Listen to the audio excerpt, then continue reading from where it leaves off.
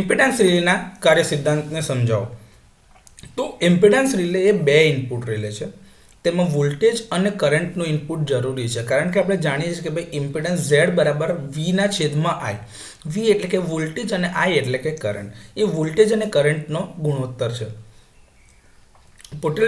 Potential ટ્રાન્સફોર્મરમાંથી રિલેને વોલ્ટેજનું signal આપવામાં આવે છે, જ્યારે કરંટ કોઇલને કરંટ ટ્રાન્સફોર્મરથી સિગ્નલ આપવામાં આવે છે.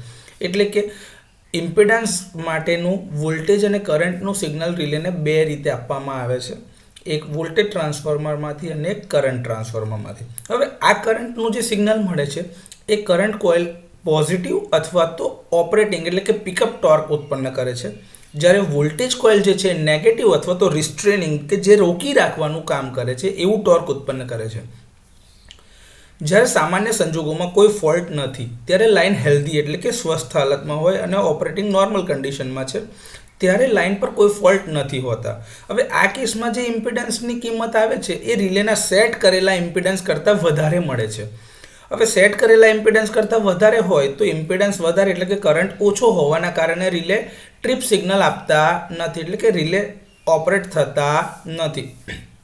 પરંતુ જ્યારે પર લાઇનમાં આવો કોઈ ફોલ્ટ થાય ત્યારે ઇમ્પિડન્સની વેલ્યુ એના સેટ કરેલા ઇમ્પિડન્સ કરતાં ઓછી થાય છે, એટલે કે કરંટનું મૂલ્ય વધે છે, જેના લીધે રિલેનું ઓપરેટિંગ ટોર્કમાં વધારો થાય છે, રિસ્ટ્રેનિંગ ટોર્ક ઓછું થાય છે. હવે ઓપરેટિંગ ટોર્ક વધારે હોવાના કારણે રિલેના ટ્રીપ કોઇલને એનર્જાઇઝ કરીને ટ્રિપિંગ સિગ્નલ આપે છે.